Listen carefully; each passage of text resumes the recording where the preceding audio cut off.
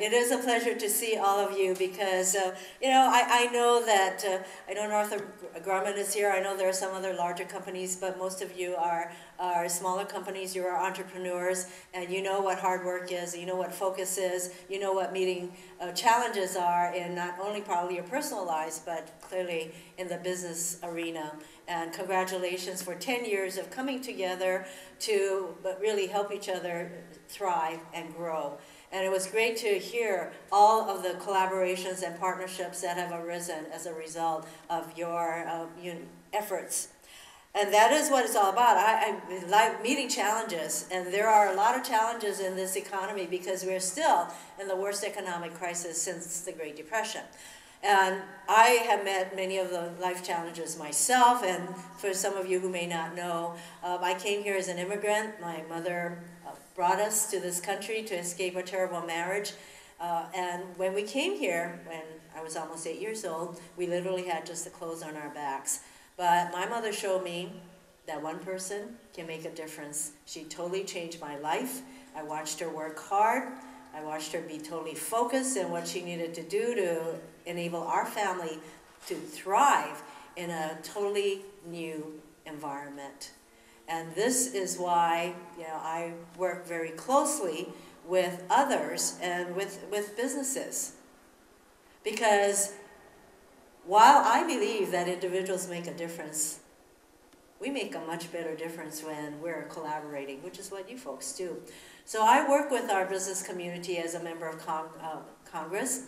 For example, A&B is a very big business here, and I have worked with them on an Environmental Protection Agency regulation that would have negatively impacted A&B's operations on Maui with their HCND sugar operations, and it would have affected a lot of workers. So I worked with A&B and with EPA to have them understand the unique situation of a company in Hawaii and to encourage them to rethink what they were considering putting in place. And we're still working on it, but the EPA has really come forward to meet us more than halfway. I've also worked with a small orchid grower on Kauai who said, why is it that I have to get another permit to ship my flowers when I already have a permit to ship the whole plant? So we worked with the U.S. Department of Agriculture, and they said, well, you have a good point here, and so he was able to ship his flowers, and they are rethinking this requirement. And I've also, I see Ian here, I've worked with OceanEd. You are familiar with Pat Sullivan. And I am very focused on encouraging the small entrepreneurs and innovators. Working with Pat, I put in a bill that would increase the amounts for the STTR and SBIR programs, which I know many of you are familiar with, and which a lot of small companies, innovative companies in Hawaii, have been a recipient of those grants.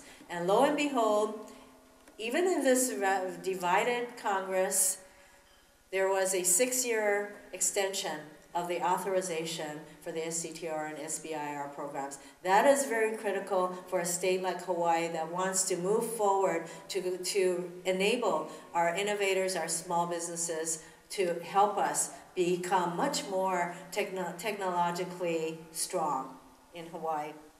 So I think the key to all of this is truly what you talked about, Dan.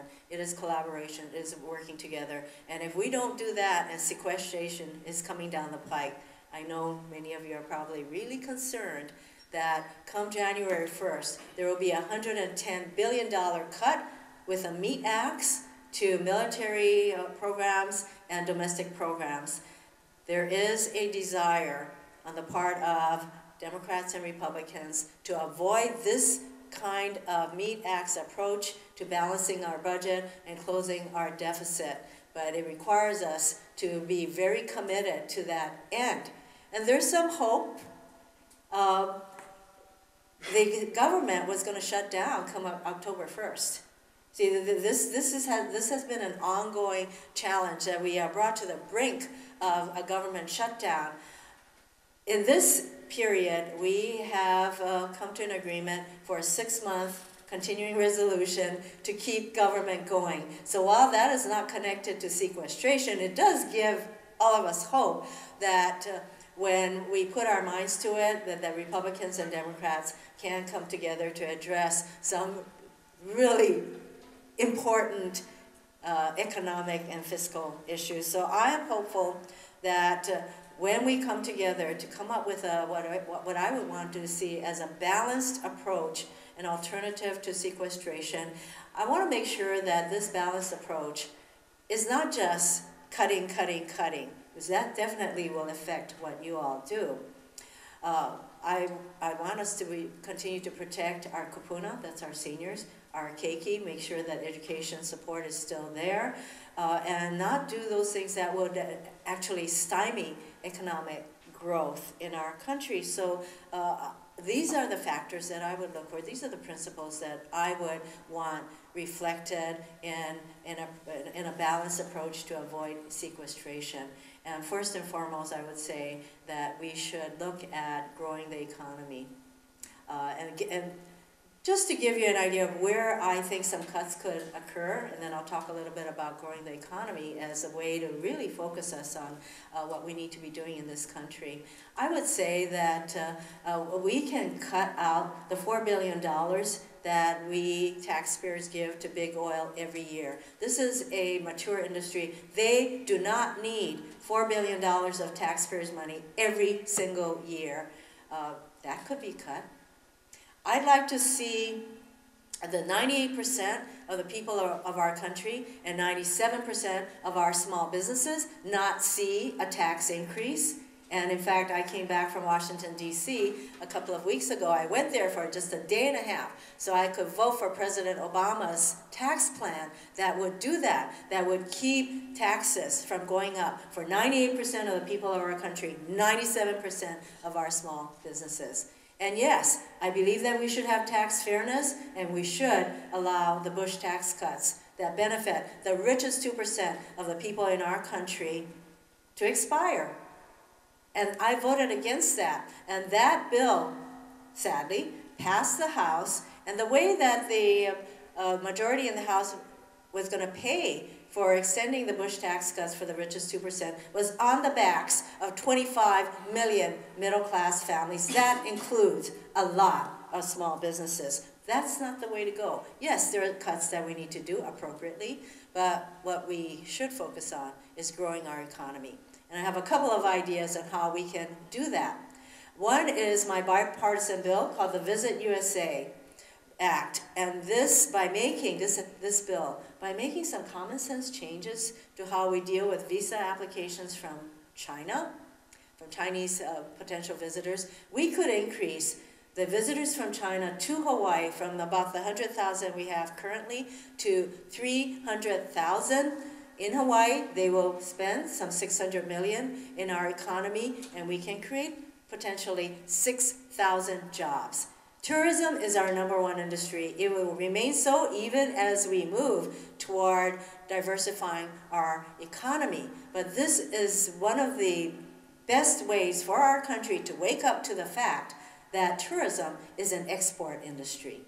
And we ought to recognize that there is a huge number of Chinese who are traveling every year, except they're not coming to our country because we have put barriers to them coming to our country. So the Visit USA bill is one of the ways that I'm pushing forward. There is a companion bill which was introduced first in the Senate by Chuck Schumer, and I think it's Mike Lee, right? A very conservative senator from Utah. So I think that this is the kind of measure that garners a lot of support. In fact, the U.S. Chamber of Commerce is supporting this bill. Then, of course, we all have heard the story of how we need to support the repair, maintenance of our highways, our roads, our bridges, our airports, because that's basic infrastructure, and if those are not kept up, that costs businesses money. When you're sitting in traffic and you're stuck 24/7, that costs money.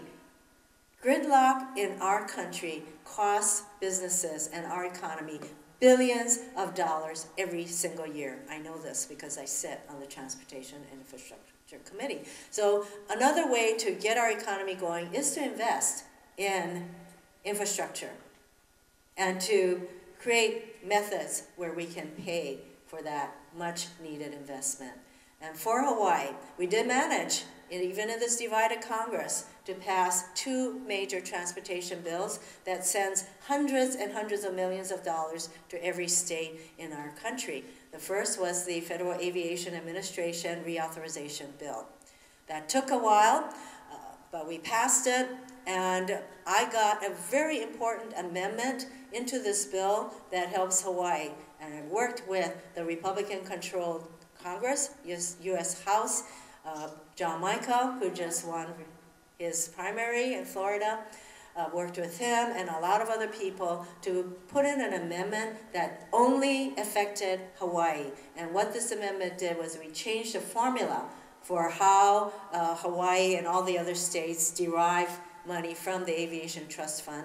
And with this change, Hawaii will get $6 million more a year to repair and modernize our large airports. This is real money, real jobs.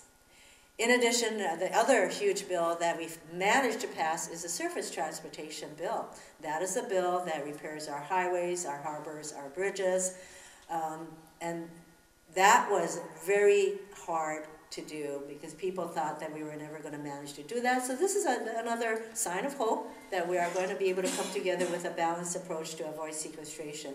FAA reauthorization, Surface Transportation Bill, huge. And these are bills that needed to happen with more than 3-month extensions, which were 30 days extensions, because we all need to have time to plan for the money that's coming so that our projects can go online. And you can't plan if we are only extending these huge laws by 30 days, 2 weeks, all of that. So another area that we in Hawaii particularly need to move toward is energy self-sufficiency. Our entire country's over-reliance on fossil fuel from places that we have no control over needs to stop. In particular for Hawaii, which is the most oil import dependent state in the entire country, to the tune of us saying aloha to $4 billion every year to bring in oil to power our cars for gasoline and lights. Imagine if that money was circulating in our communities, in our own economy, because we have moved toward energy self-sufficiency. So there was a group of international people who met in Hawaii for the last 3 days. I was one of the keynote speakers there, and I said we should have a national renewable energy and efficiency standard, following the model, taking a lead from what the military does. The military is the biggest user of fossil fuels in this country. They have been charged to increase or decrease their reliance on fossil fuels, increase their use of alternatives and renewables. They set a goal, and when the military sets a goal, they get to it.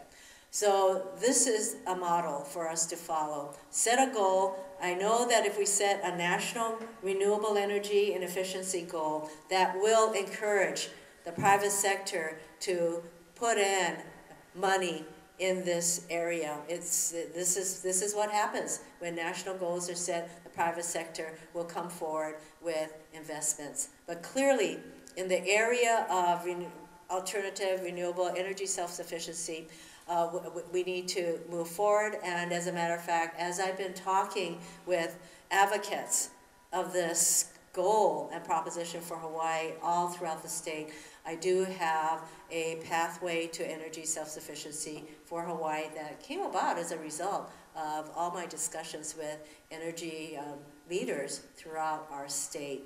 And there are 4 main aspects to this self-sufficiency path. One is that we need to invest in R&D.